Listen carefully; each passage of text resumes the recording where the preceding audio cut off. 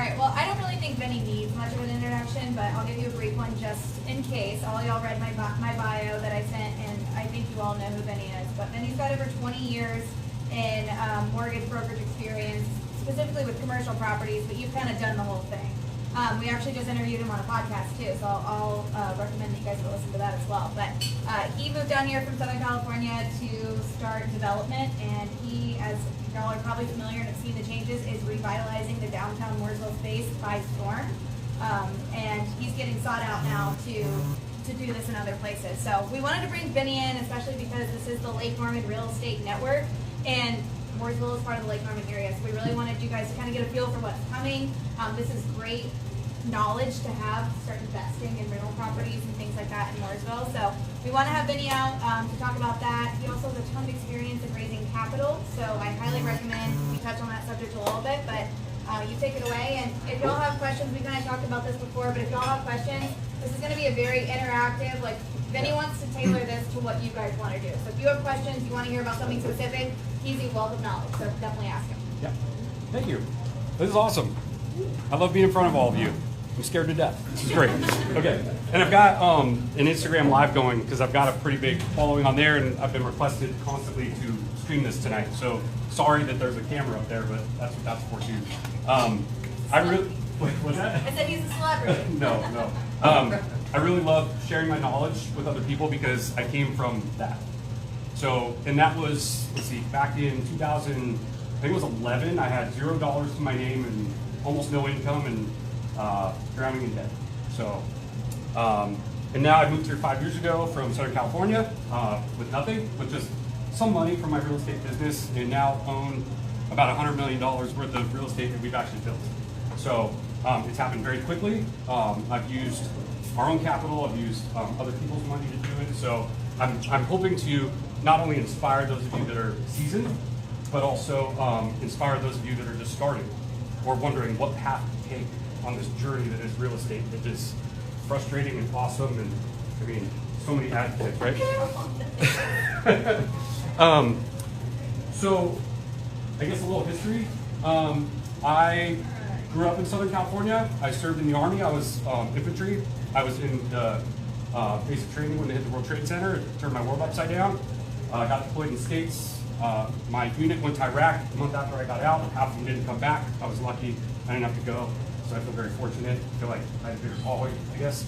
I've also been an airline pilot. When I was 23, I flew for Northwest Airlines. So went through a time when September 11th again happened, and all the airlines were going bankrupt, and I was making no money, working a lot, and decided I needed a better life. So one of my training captains, about 4 months into flying this little 50-passenger jet, while I was making $1,200 a month, by the way, working 26 days, he bought me the book Rich Dad Poor Dad. And on that trip, I read it over 4 days. My whole life I wanted to be an airline pilot. Flew home to LA when I had a trip coming up. I called the airline, I said I quit. Where do I send my uniforms? And I had no idea what I was going to do after that. But I knew it was going to be in real estate. So again, I moved here 5 years ago. I actually had no development experience, but I've got about 20 years in the real estate finance business. I've owned my own commercial real estate finance brokerage where I specialized in financing 5+ unit apartment buildings. I've helped a lot of people build a lot of wealth in the apartment space by teaching them how to manipulate their rents, increase the value of their properties, access their capital, and do it again, and do it again, and do it again. And by about 2011, when I was broke, I decided, how am I helping all these people do it, and I'm not doing it myself? And that's when I started jumping in the space of investing in some smaller stuff. Condo here, townhome there, churning equity. I remember one of my first deals, I took a loan against my truck, my Toyota Tacoma, to put a down payment on another townhome that started paying for itself. It was pretty awesome. And then that started my addiction, so to speak. So when I moved here, I was a CrossFit guy back then, not so much anymore, but 3 days into moving here, I found a CrossFit gym in Davidson, and I was on a Wednesday morning at 9 a.m., and it was all house moms who were way fitter than me, and I was like, what did I just step into? And one of them walked up to me right away. I walked in the door, she's like, who are you? Where are you from? What do you do? I was like, I'm Vinny, I'm from LA, and I work in commercial real estate. And she said, you need to meet my husband. I said, okay. So that afternoon, I got a phone call from her husband. He was a real estate broker, commercial real estate broker here in town. And he goes, hey, I got this guy who's looking for a development partner. He's put 7.5 acres under contract in Mooresville and kicked his other partner out of the deal. Do you want to take a look? And I was like, what the hell, sure, right? And that has actually been what started the complete redevelopment of all of downtown Mooresville. That conversation at a CrossFit gym on a Wednesday morning at 9 a.m. So, lesson one, never pass up an opportunity to talk to people, right? And meet people. And I'm a pretty positive guy, and I like meeting and talking to people, and that's carried me a long way in this industry. Because you never know, who that person is you're talking to. You probably wouldn't have guessed. I'm up here, Mr. Broke, young kid who now owns $100 million in real estate. It's kind of weird. And we've got a back pipeline of about another 200 to 300 million coming out of the ground shortly. So, you want me to just kind of jump in? First of all, if you have questions, stop me. Because I want to be here as a resource, like she said. Just raise your hand. I'm happy to answer questions. I don't want to bore you. If you're getting bored, also raise your hand. I'm happy to tell a joke or something. Okay? As some people know, I can talk a lot about this stuff because I'm very passionate about it. So I can get deep in the weeds. What I brought here today to show you is a picture of downtown Mooresville. And the reason I'm doing this is because this is where my heart, and my partner's heart, and my mom's heart works for me, and Amy's heart, who also works for us. That's where our heart is. We are not developing anywhere else at the moment, although we're being recruited by some other cities, which I'll talk about later. I live about 15 minutes from downtown. Amy lives about 15 minutes from downtown. My partner lives in the Turks and Caicos half-time. He's a jerk. But, no, it's funny. He'll be on calls, and there's this, crystal blue water in the back. We're just like, okay, great. I'm staring at, I stare at trees. I like trees. But anyway, so this is a picture of downtown Mooresville. How many of you are familiar with downtown Mooresville and have been there recently? Okay.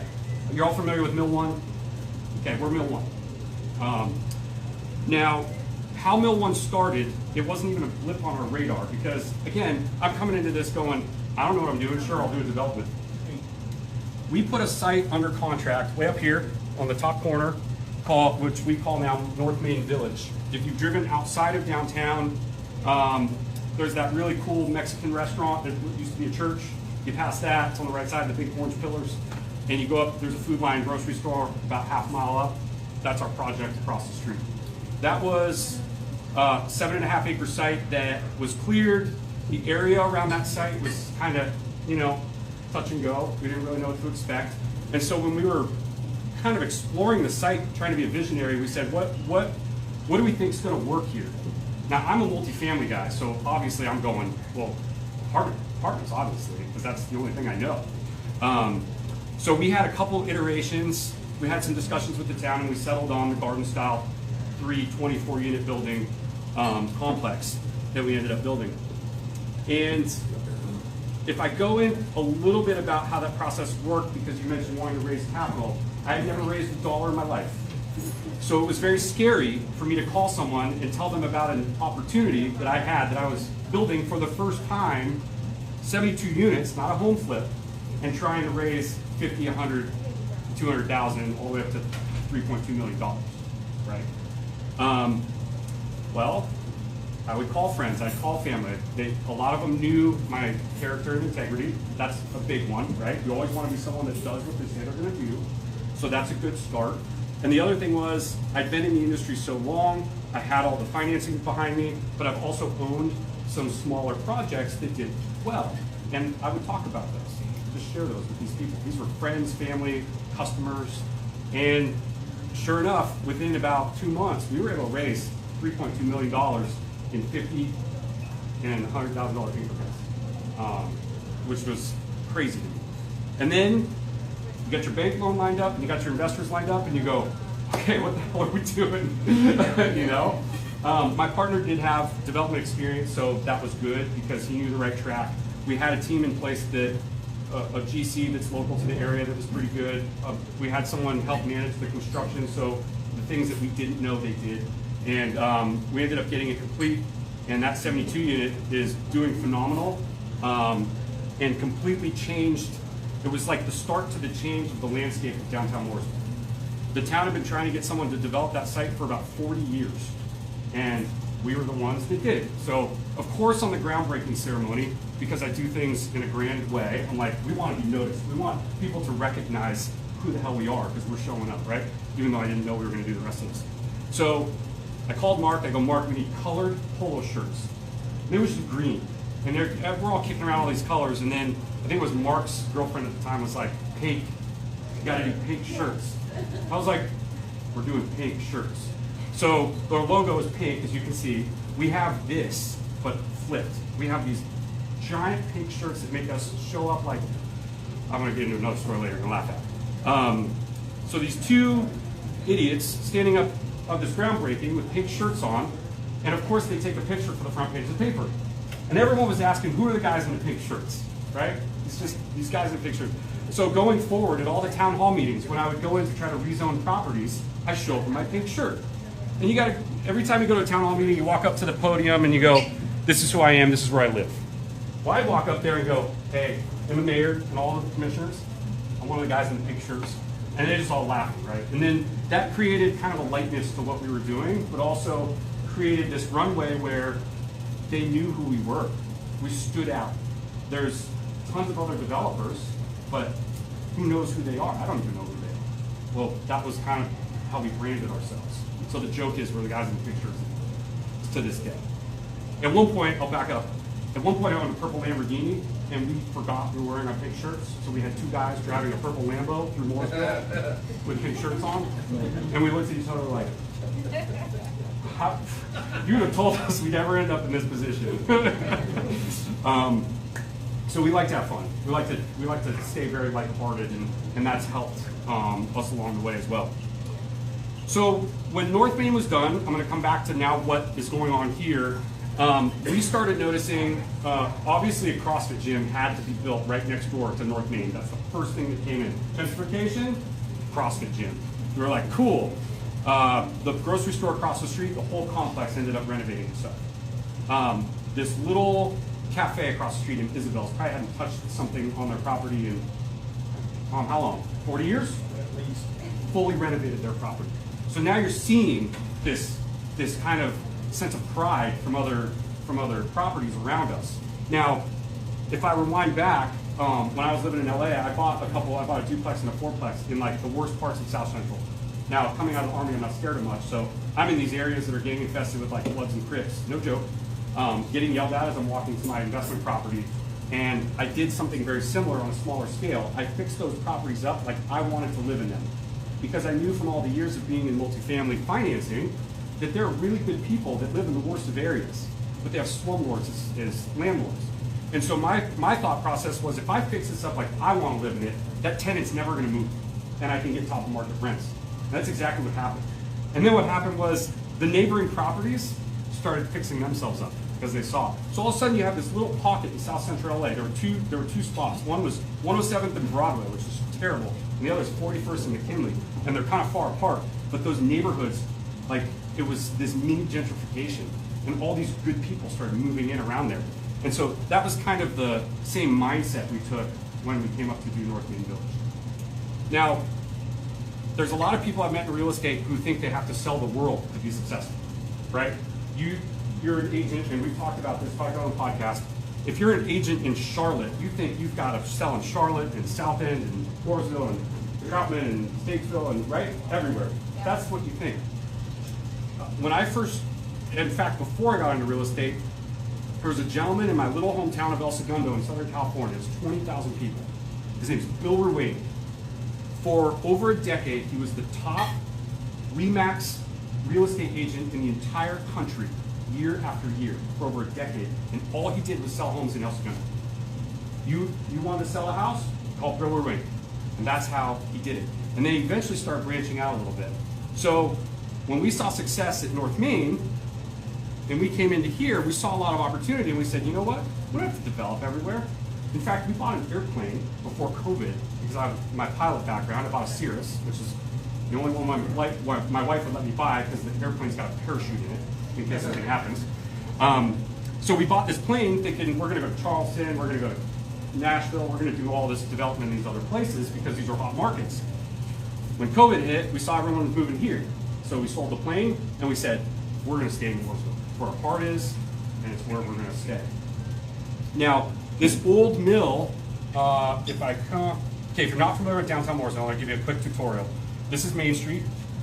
This is Merino Mill. This is a giant 1.3 million square foot retail office space that he's turned it into. By the way, it's 40 acres. He paid $500,000 for this in 2013.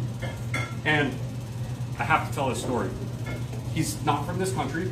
He flew in to this place called Mooresville, so he thought, and he pulled up in front of a house. And he called his agent. He's like, "You're so full of crap, I thought I was buying a mill." He goes, "Where are you?" He said, "I'm in Mooresville." He goes, "It's in Mooresville. That's 2 hours the other way." So that was who he is. I don't know if you're familiar with him. His name is Michael Bays, great guy. Now he's got a full 1.3 million square foot mill in downtown Mooresville, where, I don't know if you know this, Toyota race team from Southern California just relocated their entire operation into recently. In fact, they just finished, I think they're finishing their build out right now. So Mooresville is definitely on the map, if you didn't know that, in a big way. So Main Street goes past Merino Mill, which is beautiful. And when you get into downtown, Main Street kind of does this little curveball here. And then Main Street becomes, or I'm sorry, downtown Mooresville becomes 3 main streets. It becomes Main Street, Church Street, and Broad Street. How many of you are familiar with Brookdale Village? Uptown Charlotte? I'm sure all of you. Okay, cool. Well, this town has an opportunity to be a very small version of Uptown or a glorified Brookdale. That's kind of where we see this going, and it's happening. So after this got crazy, we found the old mill was very dilapidated. If I showed you pictures of what it looked like before, you wouldn't believe that's what it looked like before to what it is now. And we had heard rumblings that the town was going to build an amphitheater on Liberty Park there. And we didn't know what kind of acts they were going to put in there. We didn't really care. We just saw that it was reinvestment. And the reinvestment started stemming off of things we were doing up the street. So we had a lot of meetings behind closed doors with the town, just figuring out what the heck we're going to do, trying to guide them. We want to do everything in line with the town, so we're not fighting an uphill battle, an upstream battle. So we found out what they want, what their vision was for downtown, and we kind of adopted it as our own. And then Mill 1, we thought was a perfect opportunity with this amphitheater. We thought, hey, let's develop something where we can live, work, and play. So we said, it's got to be apartments and there's got to be some retail on the bottom. We don't know what that looks like, but let's go that direction. So now fast forward, is this hooked up? Oh, sorry, I'm password protected. Lost you out. So, sorry, and the colors on this are a little bit bluish. This is what the building looks like. Hold on, how do I go back? There we go. So this is the back of the building. The amphitheater is actually here, and this is actually from last year. It looks a lot different now because we've got tenants building out spaces and there's green around it and whatnot.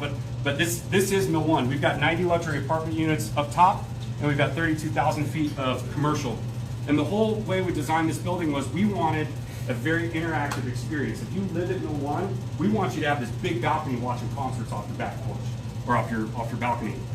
If you dine at Mill 1, we want you to be interactive off the back of the property with the concerts. So we designed the entire back of the building with huge outdoor patio spaces. Now, as far as commercial tenants, we've been very picky about who we want to put in there because we are trying to turn downtown Mooresville into a destination. Dining, entertainment, just we want, when you hear the term Mooresville in North Carolina or in the country, we want you to think downtown. So that's our mission. And so the tenants, we had a lot of national tenants. We had the Applebee's and the just the big names approach us, and we said, no, that's not what we want. Every single tenant in this building is a local operator who's got a cult following in the Lake Norman area mostly. We do have one major tenant that came in, Liberty Mutual. They're doing a 2,500 square foot space. It's impossible to get a credit tenant like that into a building. We got them in this building. But that's on the other side of the building for a designated space we made for office. So that was pretty cool. Every other tenant though is literally like mom and pop, just like us.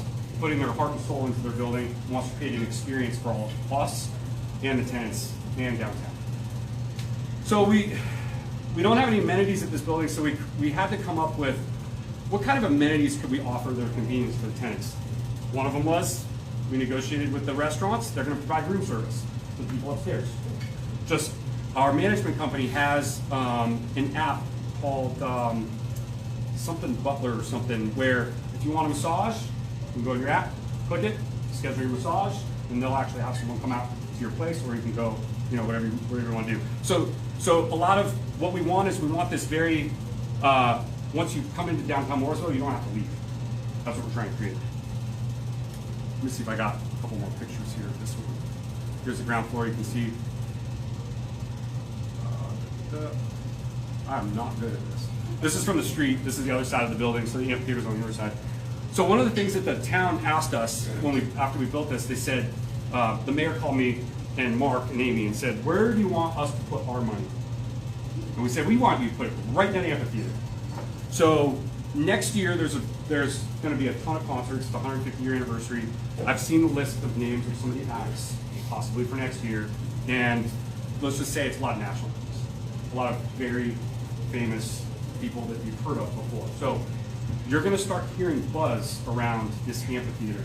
And all the concerts, for the most part, unless they get like a Michael Bublé, who they want to do one big act every year, a Michael Bublé or Billy Joel, something like that, those they might charge tickets for, but all the other national acts, they're free. The town's actually paying for the experience. So, little old me, broke me, right? Come here 5 years ago, and now we've got this catalyst building in downtown that's literally sparked redevelopment of the entire town. So a couple years ago, we found out that Mooresville was doing something called a UDO, which is a new development ordinance for the entire town of Mooresville. And obviously with what we're doing, they want our input. They've hired an outside company to curate this development ordinance. So we knew approximately where these new zonings were going to be, especially in downtown. Now, I'm putting my heart and soul in building a product that looks like this. I don't want someone coming in here and screwing it up and undercutting me, right? So we bought all of the developable land in downtown, except for 2 sites. So Mill 1's here. Across the street, kitty corner, this was all town-owned. And this, we put our name in the hat, but it was a little big for us at the time. This is probably gonna be about a $70 million project. This actually is under agreement with a Florida developer who's gonna build a 4-story parking structure and a wrap building with about 200 apartment units and a bunch of restaurants and bars and whatnot. And from Mill 1, Moore Street here is gonna actually get redeveloped. The meeting was tonight. And this is gonna become a one-way and a walk street. They're actually gonna redo all the streets in downtown so that everything flows better so you don't get stuck as it gets built up. That was one site. The other site is here, which is owned by this church on the corner. These are all condemned homes. The gas station on the corner, we tried for 3 years to buy that site through 3 different brokers, and they wanted what they thought was probably diamond mine prices, and we were just too far apart. But someone came in and paid it, and you know, it is what it is. So this is probably going to be for sale townhomes. So if you're looking for a place in downtown, that would be kind of a cool place to own a property. Whether short term probably be a great play on some short term rentals. So those are the only 2 sites we do not currently own. Everything in blue. So we have this whole corner here. We've got this one here. We own all this on Main Street here. We've got a couple other sites that aren't in blue on this map, that hasn't been updated, but we're either under contract or negotiating on the rest of the sites that will allow us to build this similar product type. Kenny, can you see what the colors are, just for people who are in that, might not be able to see that? Oh yeah, I'm sorry. I have to look at the legend. Okay, so the light blue on here is our developments. The dark blue is the opportunities we had identified and that we've been going after or under contract on. And then the town has its own opportunities. They either have complete projects, ones that are in progress, other opportunities that they have identified, or green space. So we've been working hand in hand with the town to really plan out this downtown now, because they are committed to dumping a ton of money down here.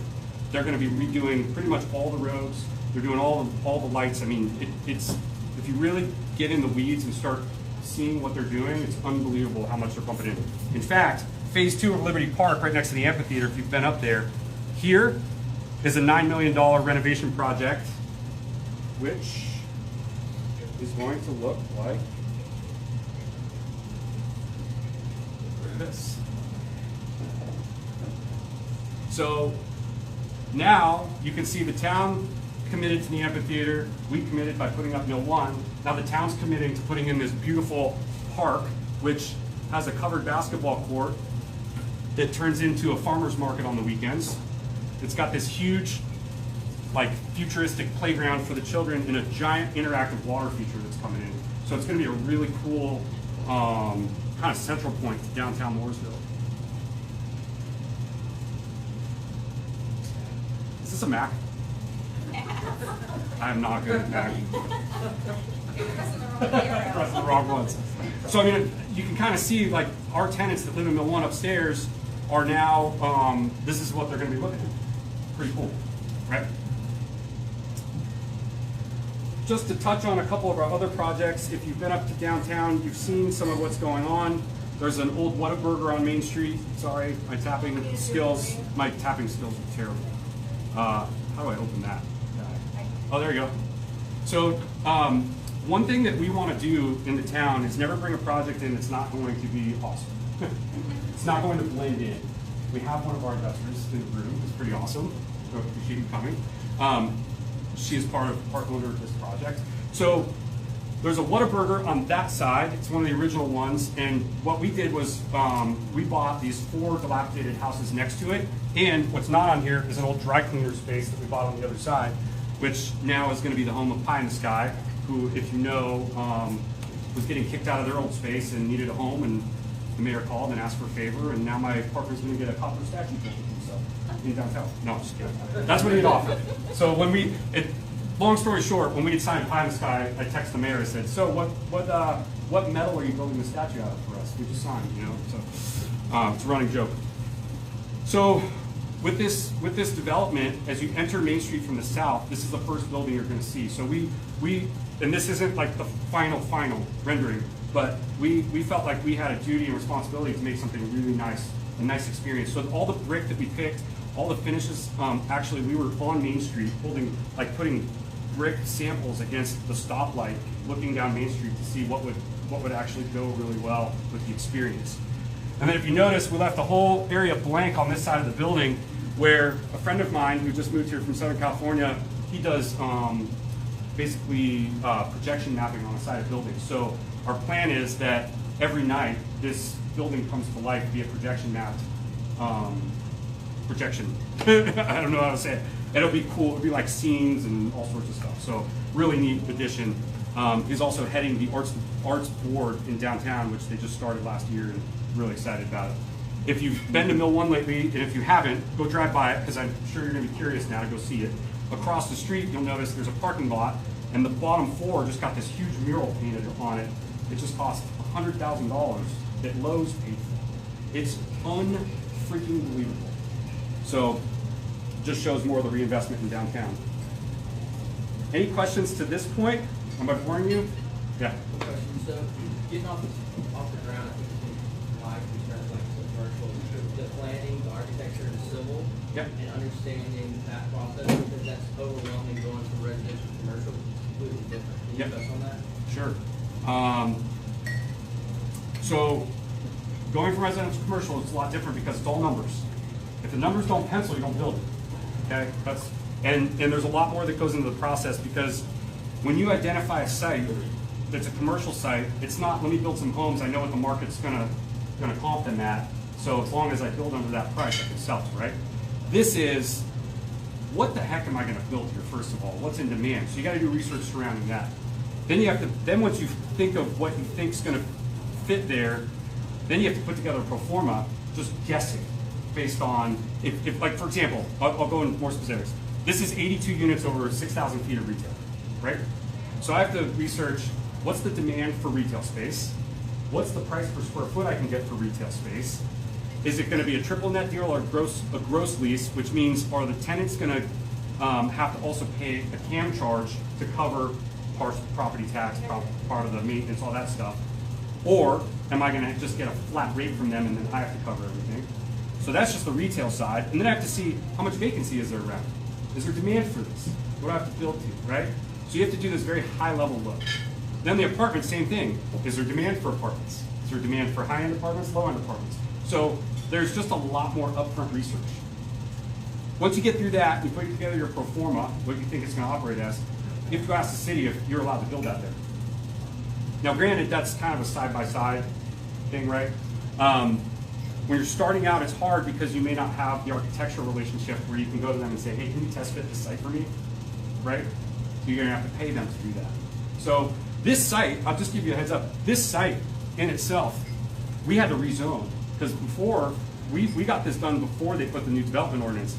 My partner and I had almost $1 million of our own money into this site before we even knew we could build this on it.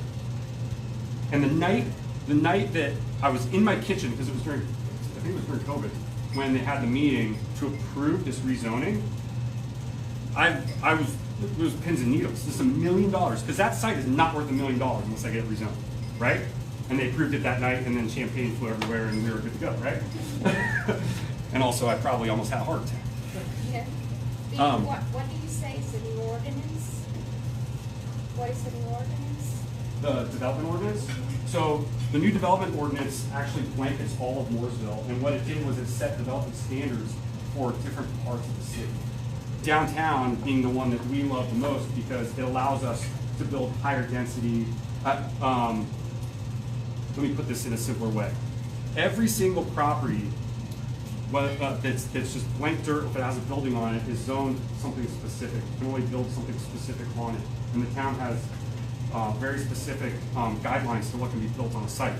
And if what you want to build there doesn't jive within those guidelines, you have to go through this whole process to do what's called a rezoning, where you have to submit a concept plan, you have to go through planning board, you have to eventually go to the commission and the mayor, then you have to have a bunch of people come out and tell you why they don't want it built there, then you have to kind of get through all this red tape, and then finally, if they rezone it, then now you've moved into a different tranche of development ordinance standards. Does that make sense? Okay. Yeah.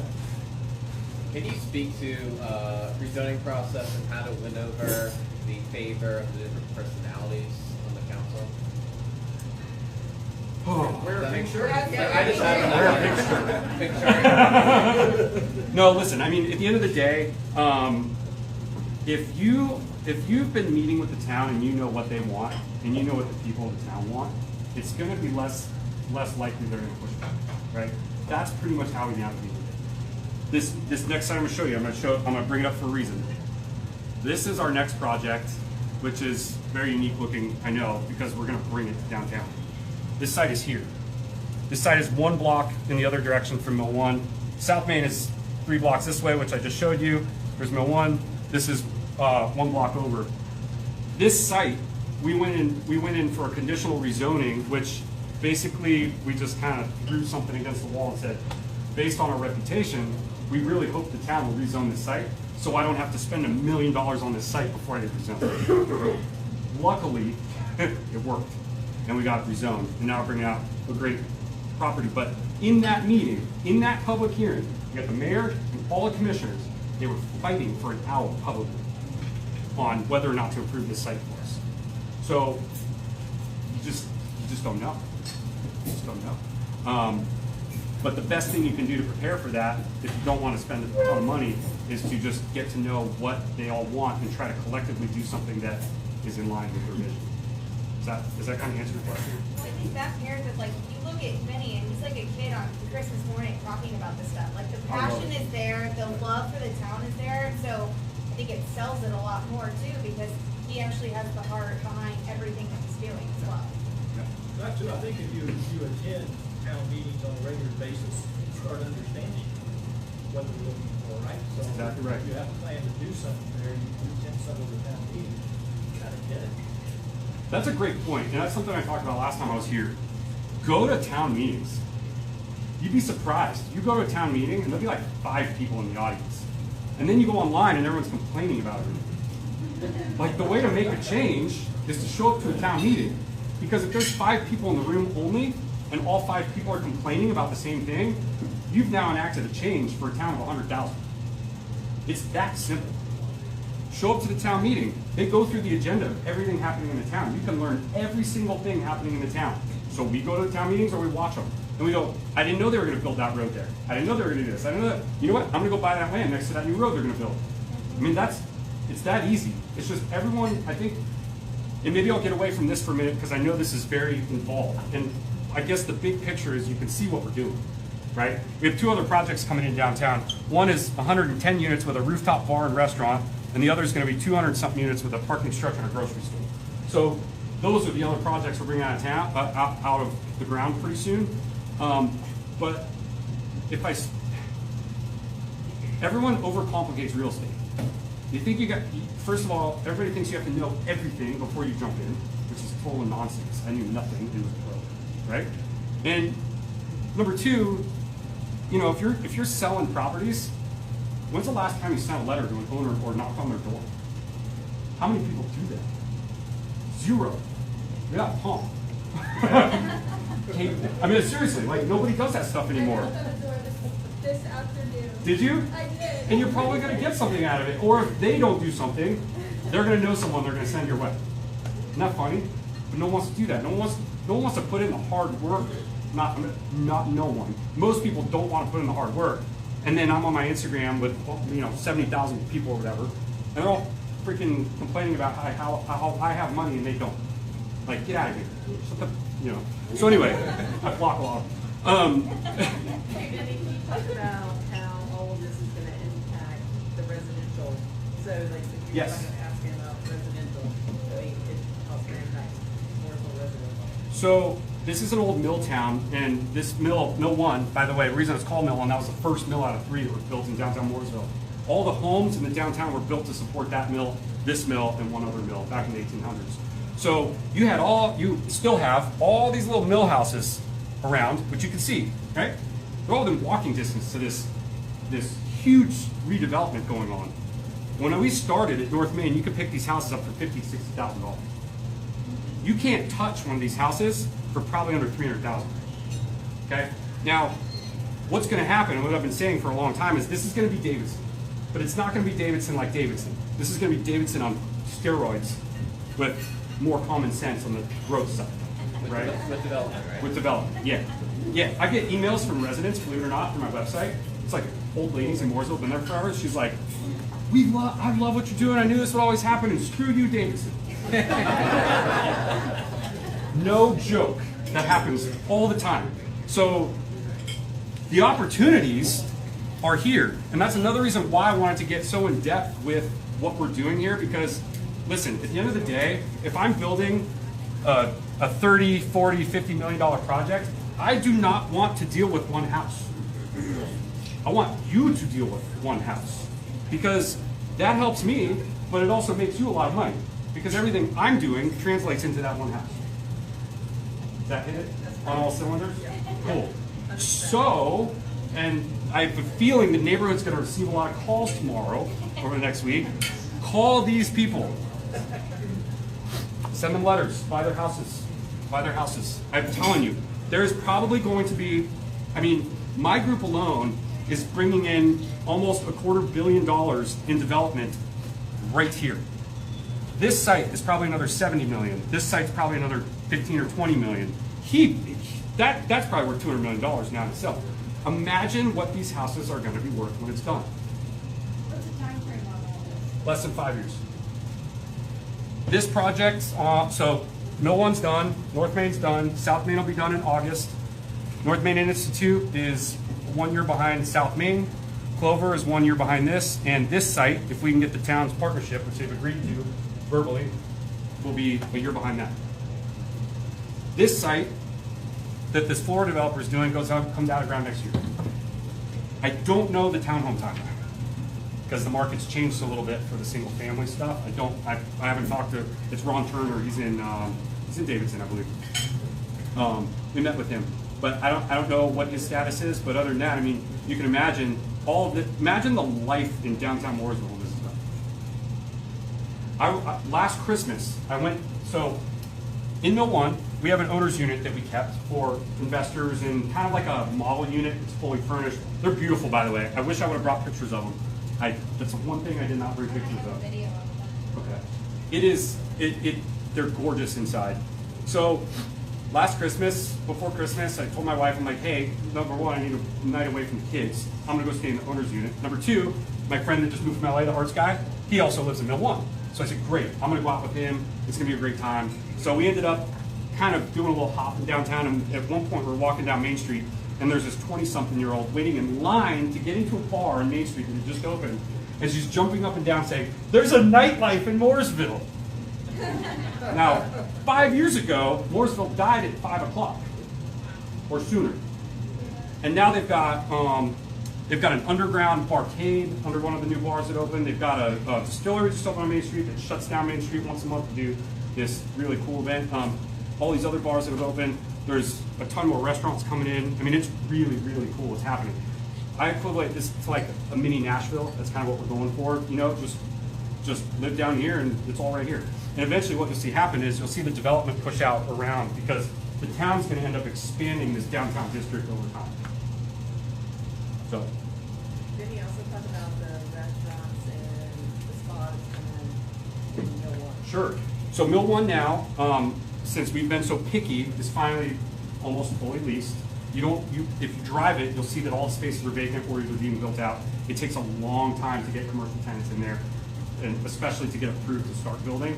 So it's not a vacant building on the first floor. On the end cap, I was saying we had Jason Tutton from Barrel and Fork. He's opening a restaurant. He's spending about $2 million on his upfit. It's gonna be fresh seafood, oysters flown in from all over the country, oyster bar, 3 I think high-end cocktail bars inside, 190 seats in his restaurant, valet. Next to that, how many of you have eaten at Eatable? Where? Eatable in downtown Mooresville. Well, if you're not from Mooresville, you probably don't know. Eatable has a cult following. When they shut down on Main Street, the moms of Facebook group went insane and haven't stopped in a year and a half. Well, Eatable signed a lease in space number 2. They needed more space. They have a cult following. Space, it's like sushi and hibachi and all that kind of stuff. Kung Fu Noodle in Burkdale, anybody? Okay, he owned Kung Fu Noodle. Yeah, same guy. And that place is still awesome. Space 3, we've got a high-end Italian place. The chef for that restaurant has been traveling the world with Michelin star chefs, and he's also been a private chef for Johnny Depp and Tom Brady and a bunch of others. So that's going to be in Space 3. We also have Liberty Mutual, we have a rehab facility, we have a high-end salon and spa that just moved in. They're already open. That's where I get my hair cut now. So I like to patron smaller businesses, especially if they're in my own buildings, and I do not let them give me a discount because I want to support them. One last thing. So let me tell you about the demand in downtown for residential. Before we built North Main, there were 6 apartment units in downtown Mooresville. That's it. Everybody wondered why the commercial kept doing this. It'd be full, and it'd be vacant. It'd be full, it'd be vacant. Well, we only had 6 people supporting it besides the mill houses. Well, we started building this. We actually filled all 90 units at Mill 1 3 weeks before we even got our CO. We had to schedule moving trucks over a 5-week period to accommodate all the trucks coming to move everybody in. And ever since, we've had a 600-person waiting list at that building. Our rents have gone from $1.20 a foot to $2.10 a foot on the smaller units and about $1.70 on the bigger units, and they're still climbing with 0 vacancy. So when we have a person announce that they're going to move out of Mill 1, we have at least within an hour with them announcing they're going to move out of Mill 1. We have people calling, like the chef, for example, for the Italian restaurant wanted to live in there. He called, he goes, what kind of discount I get? I go, you get to the top of the list. 600. That's about the best I can do. Can you try raising money and like, so I know most commercials like 70 to 75% LTV that people want to see. So you just bring in the first 25 or 30% with raising investor money, or do you put any of your own money? Yes. And how do you get that money into like an LLC bank account, or how do you like structure that? That's a fantastic question, because a lot of people ask about how to raise capital, but they don't ask how you structure your deals, which is actually more important. You can attest to this, right?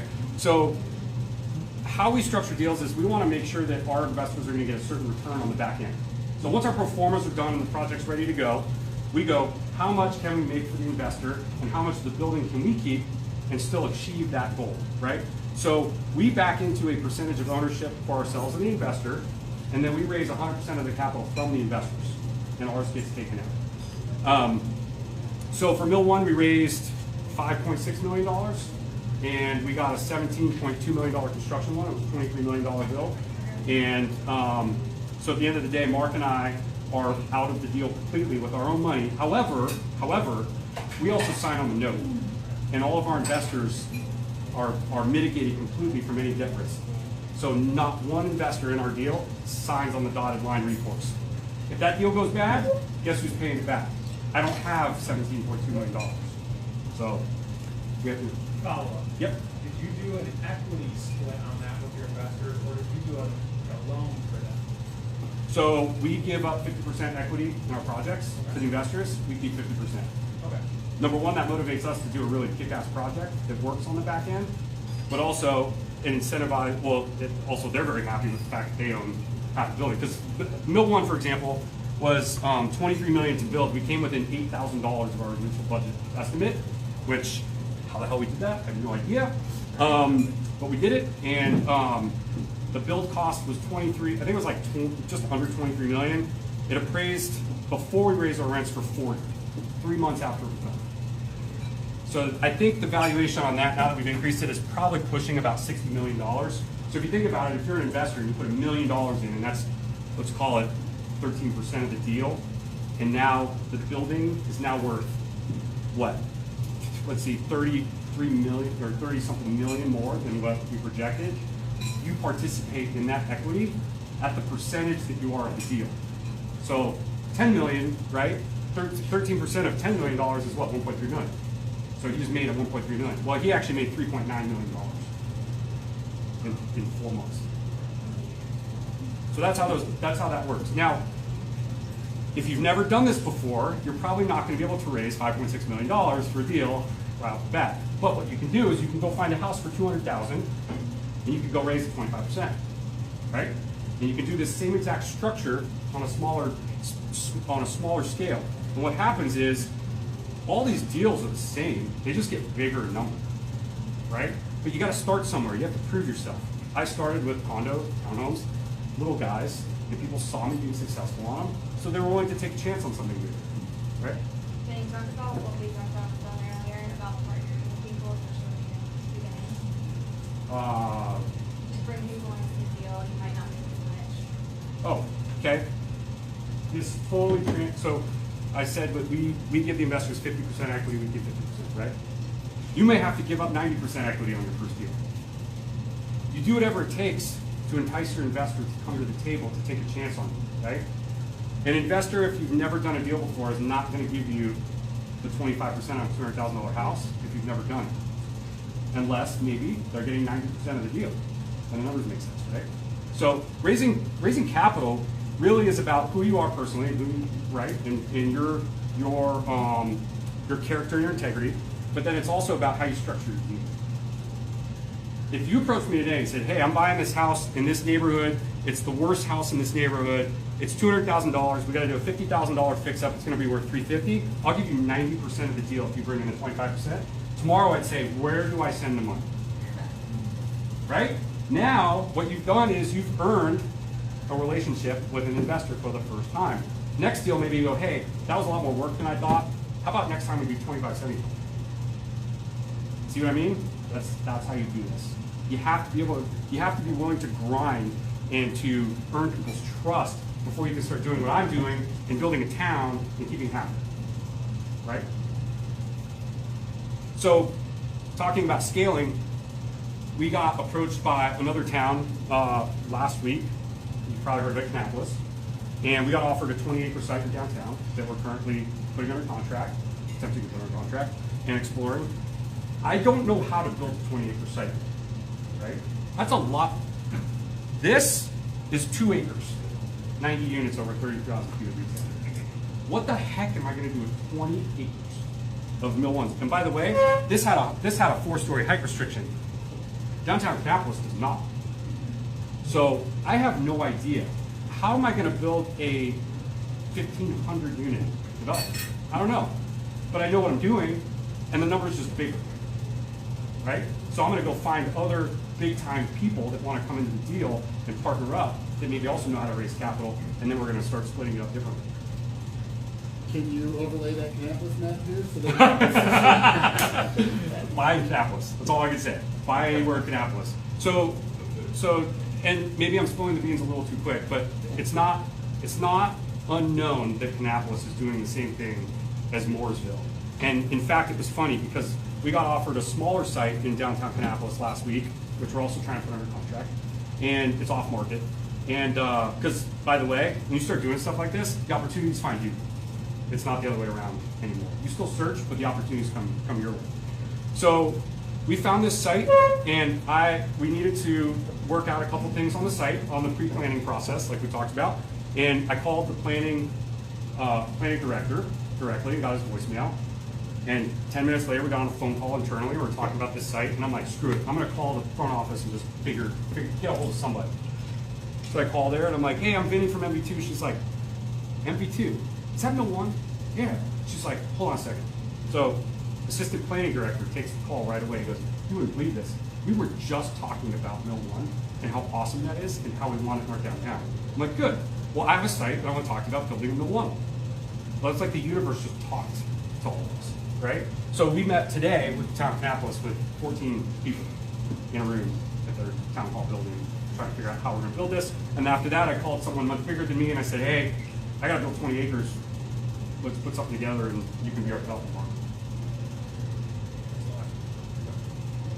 For each one of these sites, like, are you structuring the company differently, or like you're ending the cash out and get your money back, or how's that depends on investors? Every deal is different, right? And what we're facing right now, like in real estate, you'll find you have to adjust with whatever the heck the market's doing. Because there's much bigger things at play than just the house down the street selling, right? Right now we're in an environment where rates are going crazy. Who saw us going up at 3% interest rate, right?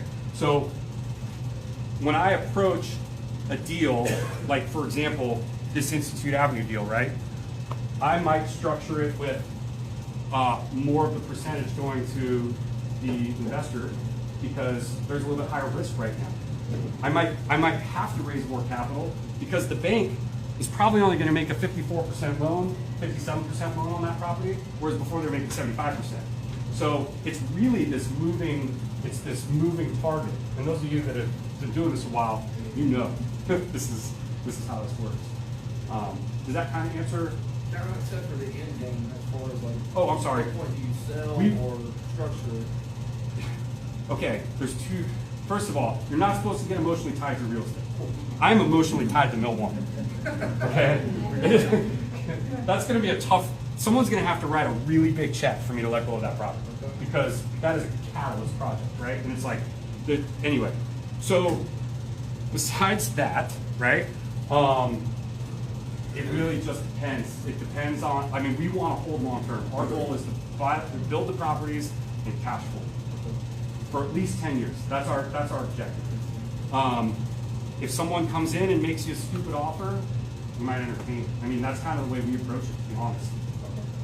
Now, there are a lot of developers though that build them and they immediately list them for sale. But I don't want to pay short-term capital gains because you cannot do a 1031 exchange into a development project. You cannot. Are you familiar with 1031 exchanges? Those of you that are not, it's a tax benefit because the government doesn't like owning real estate and you don't want them to because they're crap, right? So they incentivize people like us to, when we sell a property, to go do it again and buy another one. But you have to, there's always rules around it. But what you can do is, as long as you keep the profits in the deal when you transfer it, this is a short way of putting it, that tax is deferred until eventually down the line you sell your real estate, which you don't do until you die. And then when you pass on to your kids, all that goes away, right? So that's the real estate game in a nutshell.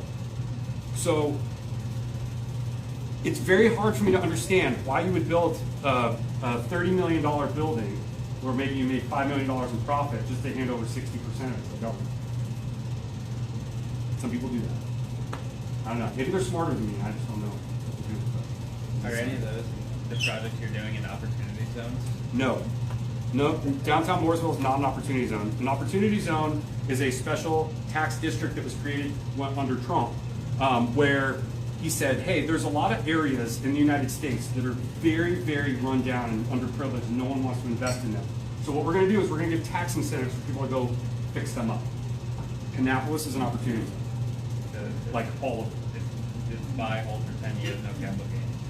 So now this 1031 exchange thing we just talked about, you can buy an asset, in 10 years sell it, and you're not taxed on the profit. Is that just for commercial or residential? I think everything. Yep, yep. Those deals get expensive because everybody wants them, right? Vinny, did you have to do a lot of rezoning, or were you able to work with the existing zoning?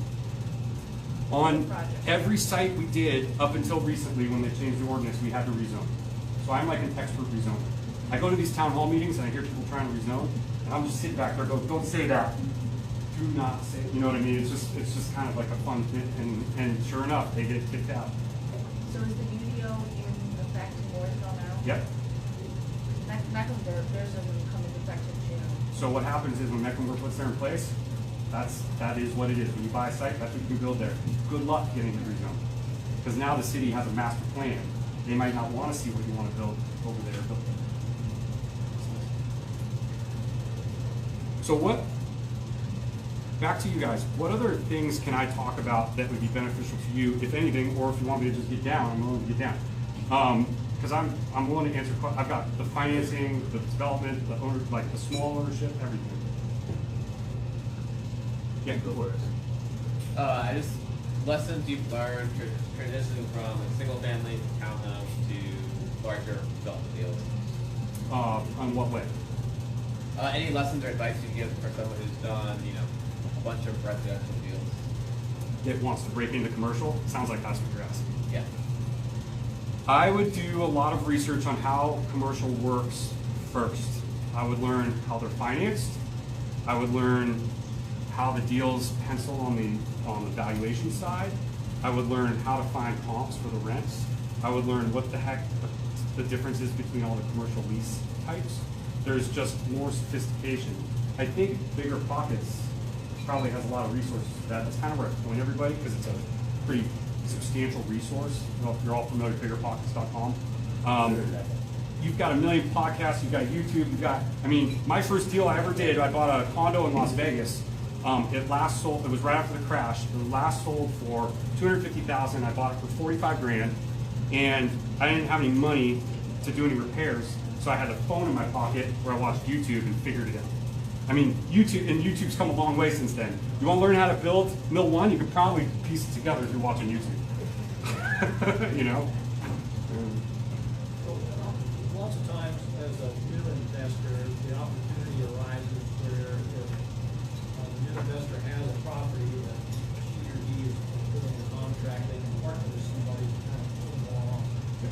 Learn maybe that other person, an investor or something like that, they can kind of pull them along. Sure. And educate them along the way. Does that opportunity exist in the commercial space, or let's say somebody invests? Absolutely. Whether it's you guys or anybody else and says, look, I don't want to really be a client investor, I kind of want to learn this business a little bit. How close to the action can somebody get? It depends on who you're trying to partner with. Again, you have to be very relationship oriented in this business, and what you want to do is through your years is learn who those people are and kind of work your way in the door, so to speak. Like our investors, look, I don't have time to do that, right? So a person like me probably isn't a good example because I'm trying to build cities right now, and that's where all my time goes. But if you have mentors or people that you know that maybe own some commercial real estate, just kind of starting to kind of ping some questions and ask, which is what I did while I was doing loans for all of them. That's how I learned as much as I did, because I would go out. One of our biggest customers was an accountant, and he owned 68 buildings. He owned 2,000 units, and he managed them all himself. And he did a lot of the work. He had this little crew of people that he had, and he would go into his buildings. I asked him a ton of questions. I was making him a lot of money and helping him on the loan side. So any chance I got, I would just be a sponge and no ego and just say, how can I be you, right? So that kind of talks about, one thing we talked about in the podcast was, if you're in real estate in general, one of the things I learned, I was taught from my younger years in it, was I used to always focus on how much money am I going to make, right? Am I going to be able to pay my bills next month? I always looked at the bottom line when I was doing these loans, going, man, I hope all these close because then I can maybe buy that new Tacoma. I don't know. And you kind of hit a cap when you do that. But the second I learned to focus on my customer and meet their needs, my money went up exponentially. Once you stop paying attention to how much you're gonna make and you focus on the relationship, that's when your world expands. That's when you get offered opportunities. That's when you call a guy on a project that you're building that you've never done before on a Sunday. And you go, hey man, I'm gonna build this apartment building in Mooresville. He goes, great. Well, how much are we gonna raise? Well, $3.2 million. It's like, cool. Well, I'm gonna write you a check for $200,000. I'm gonna go back to watching football and drinking my beer. But for a decade, I had made that guy so much money and of integrity on the other side. I always did for that guy what I said I was gonna do in my loan business. So in turn, he took a risk on me and wrote me a check for $200,000. He's very happy he did, because we're about to sell that building for a hell of a lot more than what it cost us to build.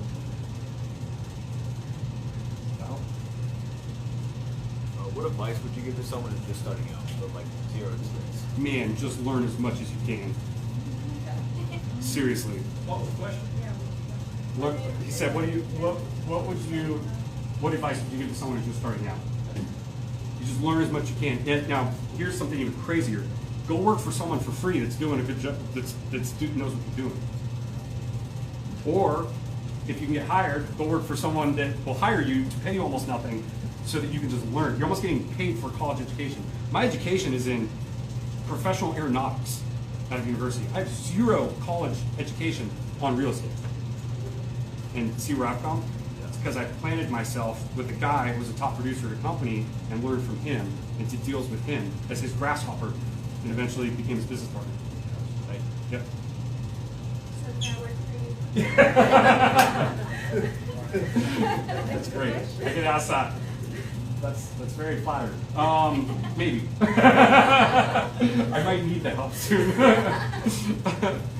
Yeah, I'll give you guys ways to reach out. Is there any pattern that's followed to develop the city?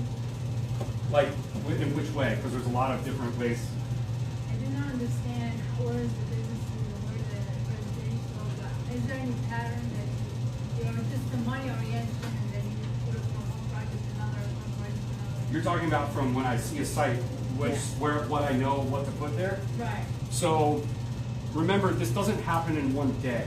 So North Main, like, if you would have told me when I was picking up the site on North Main Village that was even going to work, and then tell me that we were going to end up doing this, I would have thought you were crazy, right? So that was a very long process. I learned the demand. Now, if you're coming into a market like this and just trying to get started, then you got to talk to as many realtors as you can. You've got to talk to loan people. You have to talk to city officials. You have to find out where the demand is. Like when we were in Kannapolis today, one of the city guys sitting next to me started talking to me about how he was going to rent downtown, but he doesn't want to. He wants to stay in Charlotte because there's not enough restaurants. And it's like, it's the grassroots stuff that we tend to ignore when we're trying to look at these big deals. That is actually where all the value is. I used to go into this building. They didn't know who I was. I never wanted them to know that I owned the building. And I would pretend I was a tenant and just ask them. I'd pass them in the hall and be like, hey, how do you like living here? I own the building. You know what I mean? No one, I do the same thing. Now the problem is I'm a little more public now. I go to town so people know my face. Mark, they don't, so Mark kind of does it now, pokes around. My mom's great at it. But that's how we get our info. We go, hey, what's your experience like here? What are the problems? I'm having this problem, right? Or, hey, I'm really excited about this restaurant coming in. What do you think would be cool coming in? That's literally how we did it. You go with a pink shirt? I do not, because then they know who I was.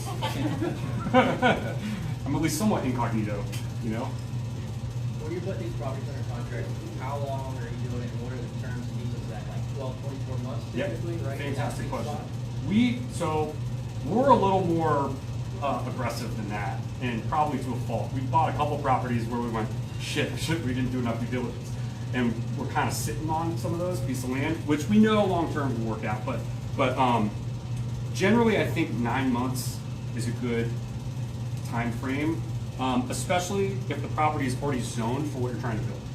If it's not, then what we do is we write in thresholds, like we think rezoning is going to take 6 months, and our concept's gonna take 3, and then we want some time on the back end.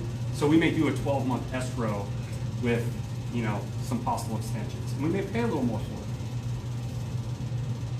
Just because if you, I mean, I got so pissed the other day. I own 32 acres where I live, I get these stupid letters from people trying to buy my property, right? And I got one the other day. They wanted to buy 9 of it for $49,000. And I wrote all over this freaking piece of paper some pretty fun stuff, and I sent it back to them because that's a lot of people who lived here forever. That's offensive. I mean, you know, real estate, you're not supposed to be emotional when you're an investor, but to these people, they're gonna take it personally because that's their home. So our group, which is probably rare, is willing to pay market value or higher for the properties that we want, just because we feel like that's fair, right? I just thought I'd add that last part so you understand. I mean, yeah, could you, if you're trying to like flip, if you're trying to like, what do they call wholesaling? Remember wholesale? If you're trying to wholesale, you want to pay $49,000 for land, you want to flip it the next day for $200, like, go ahead and try. I'm not interested in that crap. We had someone, and I'm not going to mention names or anything, but we had an opportunity come up where a building was offered to us off market. The guy was desperate, he was going to go into foreclosure, and we offered, well, we weren't ready to buy it actually, I'm sorry. The broker that brought it to us bought the property. Exactly what he paid. He offered to, and he wanted to get involved in everything we're doing. He wanted a partner to build the deal. The next day, he offered a property to us for $200,000 more than what he paid. And guess, like, first of all, okay, you know what I'm doing. You want to be a part of it. Why are you trying to screw me on day one? So guess who I'm never talking to again? I'm going to build a town and sell it, and I need a commercial broker to do it eventually, right? This is probably going to be $350 million worth of property, or $500 million. I don't know what it's going to be. What do you think the commission is going to be that I'm going to pay a broker to do that?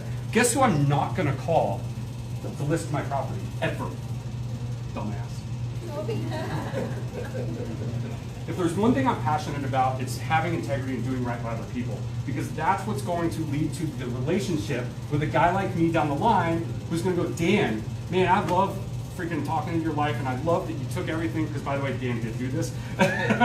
He and I met a long time ago at Foxentown, and he was asking about how to get into real estate and build a rental portfolio. Now he owns a car wash and a self-storage facility and rentals, and it was like very little bit of info I gave him, but he was always kind, and he did what I told him to do, and it just showed me like, man, that's a guy I want to surround myself with long term. So if he calls or texts or messages me, whatever, I respond right away.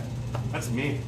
That broker, I'm telling you, he's on like block, do not call, like ever, like, you know, I'm gonna run him out of town list. Why don't we transition over to the networking part of the evenings and just get into the information you provided for me. I mean, I love the question you asked, how does somebody brand new real estate get started? You're in it right now. You took that step. You're amongst all this expertise right now. So what you've done is invaluable in your beginning of a real estate career. So, you know, attend as many of these you can, the bigger pockets. But, you know, I think the one that I got out of this is if I'm looking at investing in the town, I've kind of gotten out of the habit. I did a lot of work. I'm going to start attending more town hall meetings. I'm just learning what's going on. I did it all the time when I lived here in Mooresville and just quit doing it. So that's for me, that's probably one of the biggest things. You know, the transition from the practice areas. Benny, we can't thank you. Yeah, thank you. Thank you, everyone. I really appreciate it. I don't know how to shut this down.